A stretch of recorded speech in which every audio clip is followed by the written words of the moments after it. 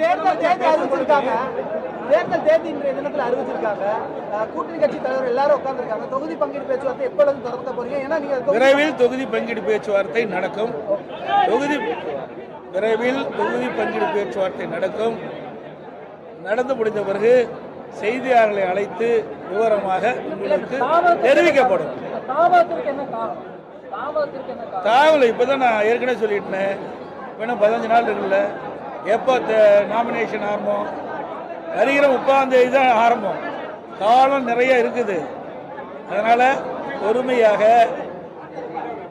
எங்களுடைய கூட்டணி கட்சியுடைய தலைவர்களெல்லாம் ஒன்றிணைந்து உணர்வுபூர்வமாக நாங்கள் நிறுத்தப்படுகின்ற வேட்பாளர் அத்தனை பேரும் வெற்றி பெறக்கூடிய சூழ்நிலையிலே தொகுதி பங்கீடு அமையும்.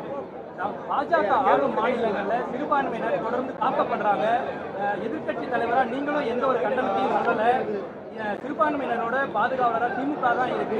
வெறும் போட்டோக்கு மட்டும்தான் போஸ்ட் கொடுக்குறீங்க. இப்போ கொஞ்ச நேரத்துக்கு முன்னாடி முதலமைச்சர் சொல்லி அவர் அப்படிதான் தொடர்ந்து சொல்லிட்டு இருக்காரு. இன்றைக்கே சொல்றாரு. எப்பொழுது பார்த்தாலும் தேர்தல் வருகின்ற பொழுது இந்த வார்த்தையை தான் பயன்படுத்துவார். ஆனால் இந்த இஸ்லாமிய சமுதாய மக்களுக்காக இந்த அரசாங்கம் என்ன செஞ்சது? அனைத்து இந்திய அண்ணா திராவிட முன்னேற்ற கழக ஆட்சியில் இருக்கும் பொழுது பல்வேறு திட்டங்களை அம்மாவர்கள் அறிவித்து செயல்படுத்தினோம். அனைத்து இந்திய அண்ணா திராவிட முன்னேற்ற கழக ஆட்சியில் தான் சட்ட ஒழுங்கு பாதுகாக்கப்பட்டது. சிறுபான்மை மக்களுக்கு பாதுகாப்பாக விளங்கிய அரசாங்கம் அதிமுக அரசாங்கம். இன்றைக்கு ஒட்டுமொத்த தமிழ் மக்களுக்கே பாதுகாப்பு இல்லை. அப்படிப்பட்ட நிகழ்வுதான் இப்பொழுது நடந்து கொண்டிருக்கின்றது. இன்றைய முதலமைச்சரை பொறுத்த வரைக்கும் சிறுபான்மை மக்களுக்கு திமுக தான் பாதுகாப்பாக இருக்கும் என்ற ஒரு உணர்வை தூண்டிவிட்டு ஒரு தோற்றத்தை வெளிப்படுத்தி அவருடைய வாக்குகளை வாங்குவதற்காக பேசுகின்ற பேச்சு. திமுக கூட்டணியில முஸ்லிம்களுக்கான கட்சிகள் எண்ணிக்கை அதிகமா இருக்கு. உங்க கூட கட்சிகள் இல்லை அப்படிங்கிற விமர்சனம் பொதுவாக வைக்கப்படுது. அதாவது இந்திய அண்ணா திராவிட முன்னேற்ற கழகத்தில் எங்க அணியை விரும்பி வருகின்ற இஸ்லாமியர்களுக்கு நிச்சயமாக வாய்ப்பு வழங்குகிறது. சார், இப்போ தேர்தல் அறிவிச்சிருக்க நேரத்தில் திமுக அரசாங்கம் இது 5 வருஷம் நிறைவு பண்ணியிருக்காங்க. இப்போ தேர்தலுக்குள்ள போகிறோம். திமுகவுடைய ஆளுங்கட்சியாக இருக்காங்க. அவங்க பலத்தை எப்படி எதிர்கொள்ள போறீங்க? இல்லை நீங்கள் எந்த அளவுக்கு உங்களுடைய தேர்தல் அதுக்கு எங்க பலம் இருக்குது? பலம் இருந்தால் ஏன் அவசரமாக புதிய திட்டத்துக்கு அடிக்கல் நாட்டிட்டு இருக்காரு? இதுவரை 5 ஆண்டு காலம் ஆட்சியில் இருந்த அரசாங்கம் மக்களுக்கு தேவையான திட்டங்களை கொடுத்ததா? இல்லையே. இந்த ஒரு 15 நாள புதிய திட்டத்தை அறிவிக்கிறார். அதுக்கு நிதியும் ஒதுக்கீடு இல்லை. ஒரு அடிக்கல் நாட்டுறார். இப்படி மக்களை ஏமாற்றிய அரசாங்கம் தான் விடியா திமுக அரசு. இந்த தேர்தலை பொறுத்த வரைக்கும் அவருடைய கவர்ச்சிகரான பேச்சு எடுபடாது. ஏற்கனவே 2021 சட்டமன்ற பொதுத் தேர்தலில் திராவிட முன்னேற்ற கழகத்தின் சார்பாக கொடுக்கப்பட்ட அறிவிப்புகள் 4 1 பங்கு அறிவிப்புகளை நிறைவேற்றல.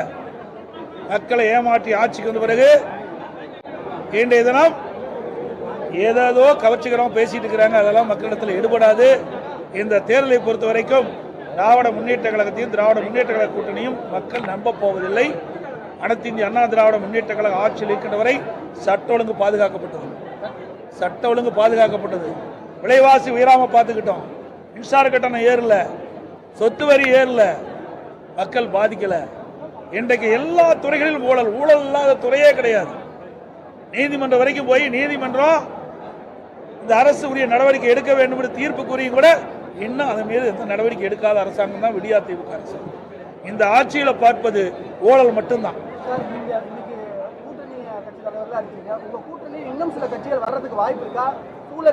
வர்றதுக்கு வாய்ப்பு இருக்குது, சூழல்.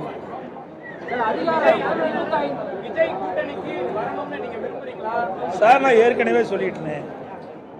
அதாவது இதுவரை அனைத்து இந்திய அண்ணா திராவிட முன்னேற்ற கழகம் அல்லது எங்கள் கூட்டணி கட்சியை சேர்ந்த தலைவர்கள் இந்த நீங்கள் குறிப்பிடுகின்ற அந்த கட்சியோடு எந்தவித பேச்சுவார்த்தையும் நடத்தவில்லை. அதனுடைய கேள்விக்கு பதிலும் ஆளுங்கட்சியோட தேர்தல் அறிவிச்சாங்க. ஆளுங்கட்சியோட அந்த அதிகார பலத்தை எப்படி நீங்க தேர்தல் களத்தில் எதிர்கொள்ள போறீங்க? எங்க அதிகாரமே பலமே கிடையாது. அப்படின்னு தவறு. இன்னைக்கு கோட் ஆஃப் கான்டக்ட் வந்த பிறகு எல்லாம் தேர்தல் கமிஷன் போயிடுது. நீங்க அதிகாரம் சொல்லுவதே தவறு. அப்படி அதிகாரத்தை செலுத்தணும் அது ஒரு சர்வாதிகாரம் தான். இன்னைக்கு மக்கள் பார்த்து கொண்டிருக்கிறாங்க. இன்னைக்கு கோட் ஆஃப் கான்டக்ட் அறிவிப்பு வந்து விட்டது. இனிமேல் தேர்தல் ஆணையம் தான் இதையெல்லாம் மேற்பார்வை செய்யும். ஆட்சி அதிகாரமே அவர்களுக்கு கிடையாது. பண்டூட்டி வேல்முருகனுடைய தமிழக வாழ்வுரிமை கட்சி சில கோரிக்கைகளை முன்வச்சு இன்னைக்கு ஒரு பிரஸ் மீட் கொடுத்திருந்தாங்க. அது வந்து அதிமுக நிறைவேற்றினாலும் திமுக நிறைவேற்றலன்னு 2 நாள் காலக்கெடு கொடுத்துருக்காங்க. அதிமுக அந்த பரிசீலனை செய்யுமா அவங்க? நான் எல்லாம் அந்த செய்தி பார்க்கல, அதனால அதுக்கு உண்டான பதில் என்னிடத்துல இல்லை. வந்தா அழைப்பு வந்தா அவங்க கூட்டணி சார், நான் தான் சொல்லிட்டேன், எங்கள் இயக்கத்தை அணுகின்றவர்கள் எங்களுடைய தேசிய ஜனநாயக கூட்டணியில் என்ன கொள்கை இருக்கிறதோ அதை ஏற்றுக்கொள்ளக்கூடியவர்கள் வந்தால் நிச்சயமாக அவர்களுக்கு உரிய வாய்ப்பு கிடைப்பதற்கு நாங்கள் முயற்சி செய்வோம். அனைத்து ஊடகங்களுக்கும் பத்திரிகைகளுக்கும் வணக்கம், நன்றி. அவ்வளோதான்.